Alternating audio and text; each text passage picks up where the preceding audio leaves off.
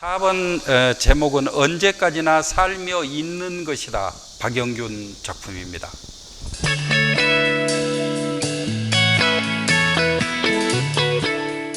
네 번째 작품은 원래 제목은 일하는 여인 아사녀라고 하는 제목으로 구상이 됐고요.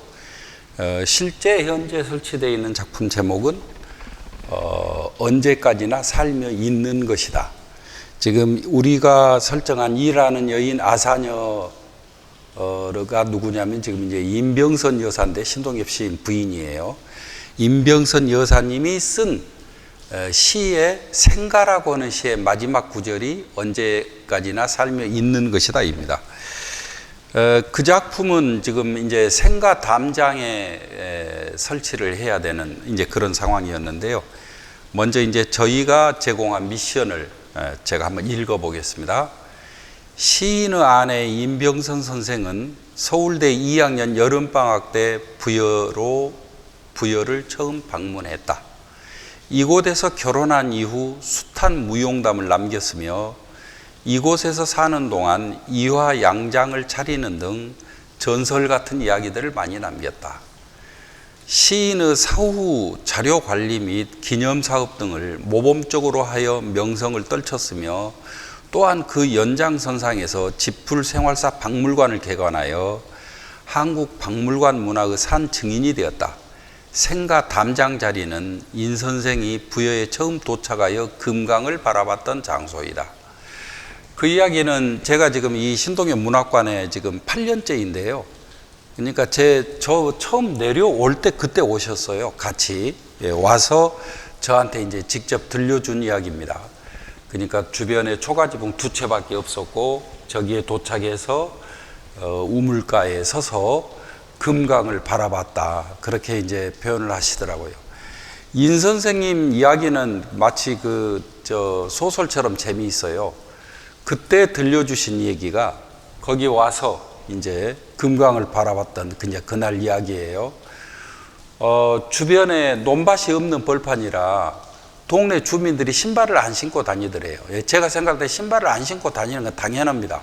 생가 앞에 현재 마당이 예전에 웅덩이였어요. 그분이 오셨을 때. 신경림 시인의 시, 신동엽 시인의 옛집 앞에서라고 하는 시가 있는데 그 시에 보면 그 웅덩이 이야기가 나와 있어요. 거기에 연꽃이 피었다는 얘기까지 나옵니다.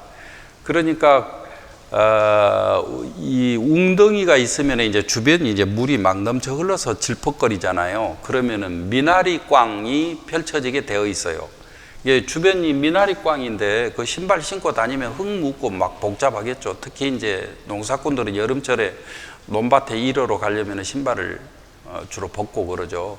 인 선생님 표현에 의하면은 자기가 왔을 때 신동엽 시인 어머니로 느껴지시는 분이 신발을 안 신은 상태로 장에 가려고 해서 자기가 마당가를 휘둘러 보니까 바구니가 있더래요. 그래서 자기도 신발을 바로 벗고 바구니를 들고 따라가면서 어머니하고 인사를 드렸었다고 그렇게 얘기를 하더라고요. 아마 인 선생님이 여기 많은 이야기를 남겼는데 그 이야기 중에서 가장 저한테 인상 깊었던 것이 그 처음 왔을 때 그 장면이었던 것 같아서 그 인 선생님 스토리를 전달할 수 있는 스토리 상징물을 아마 그날 그 모습을 스토리 상징물로 했으면 참 좋겠다. 이제 그런 생각을 했습니다. 그래서 우물가에 안악내를 하느냐. 인 선생님이 여기 와서 신동엽 시인 만나서 신동엽 시인이 하고 이제 결혼을 했는데 이 결혼할 때 머리끝에서 발끝까지 결혼하기 직전 얘기예요. 저 남자는 너무나 좋다. 왜 저 남자하고 결혼을 해야겠는데 머리에서 발끝까지 아무리 살펴봐도 돈을 벌 수 있게 생기지 않았더라. 그래서 저 남자하고 살려면 내가 돈을 버는 수밖에 없다. 이렇게 생각을 했다고 그래요. 그래서 이화 양장을 차렸어요. 이화 양장은 의상실이에요. 그때 당시 그러니까 이제 부여 최초의 근대적 의상실이 이제 들어선 거죠. 지금 현재 부여 읍내 제일 번화한 그 중앙통 백마약국 옆자리에 이화 양장이 당시에 이제 들어선 것 같습니다. 그래서 그 이화 양장 서울대 다니는 여학생이잖아요. 당시 신분 자체가. 그러니까 서울대 다니는 여학생이 이화 양장을 차려서 소문이 나서 논산에서까지 옷을 맞추러 왔다고 그런 얘기를 합니다. 그래서 이화 양장을 기념할 수 있는 재봉틀을 설치를 하느냐, 아니면은 우물가의 안악내를 설치를 하느냐, 뭐 이제 여러 가지 이 구상을 했었는데, 실질적으로 신동엽 지금 문학관 주변 그 조형물의 제약 조건이 꽤 많습니다. 여기는 지금 동남리 그 주택가 한복판이고, 주택가 한복판에 이제 생가가 있고 문학관이 있기 때문에 동네 주민들과 같이 살아가야 된다는, 이제 그리고 꽤 많은 주민들은 노년층이고 신동엽 시인을 잘 모릅니다. 그래서 사람의 형상이 있으면 꽤 놀라요. 그래서 귀신 나온다 해가지고 이제 그 할머니들이 특히 비 오는 날 문제 제기를 하고 하기 때문에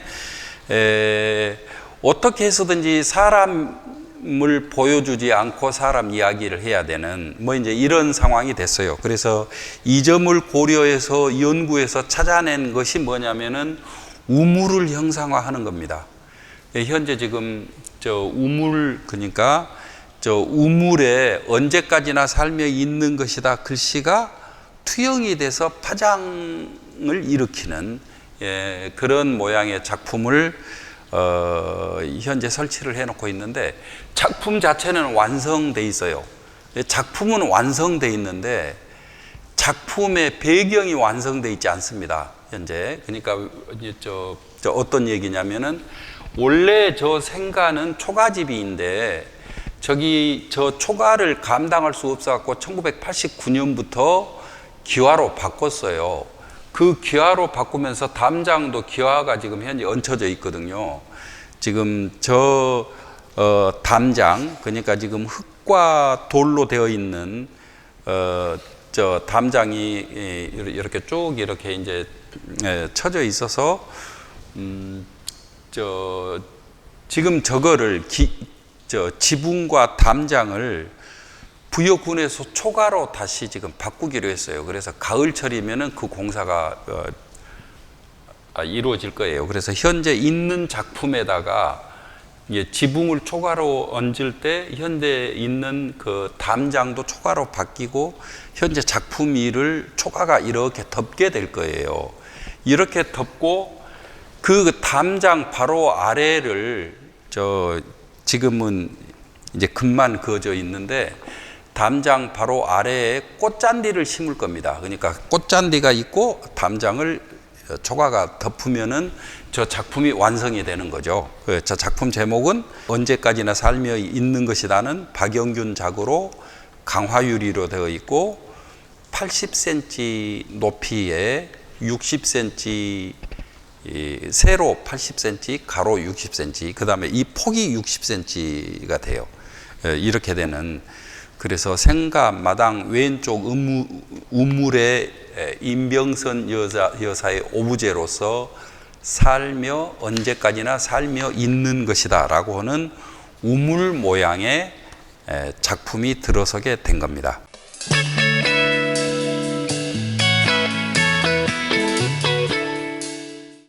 언제까지나 살며 있는 것이다 작품입니다.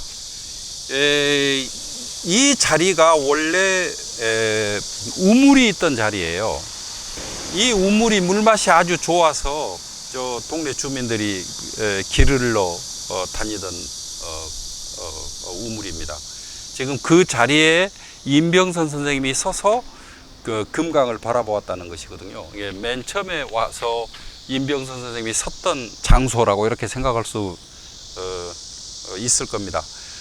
우물가에 있는 안악내 형상을 하거나 이화 양장을 했으니까 재봉틀에 앉아 있는 모습을 하려다가 이제 저 동네 주민들이, 할머니들이 저 귀신 나온다고 이렇게 문제 제기를 할 수가 있어가지고 그래가지고 불가피하게 우물 자체로, 그러니까 지금 우리는 살고 가는 것이 아니라 언제까지나 살며 있는 것이다. 이게 13장이 지금 겹쳐 있어요. 강화 유리가. 그래서 13개의 파고가 일어나는, 파장이 일어나는 지금 그런 형상을 하고 있습니다. 작품은 현재 완성이 돼 있는데 배경이 지금 그 덜 완성돼 있다고 그렇게 설명하는 이유가, 지금 가을에 초가로 바뀔 거예요. 여기가 초가로 바뀌면 여기도 초가로 바뀔 거예요. 그래서 초가로 여기가 얹힐 겁니다. 위가 초가로 얹히면서 여기가 꽃잔디가 깔리면은 그때 이제 명패가 붙을 거예요. 작품 제목이. 임병선 선생님의 스토리 이 상징물이라고 그렇게 생각하시면 될 겁니다. 강화유리 13장이 겹쳐 있는 작품입니다.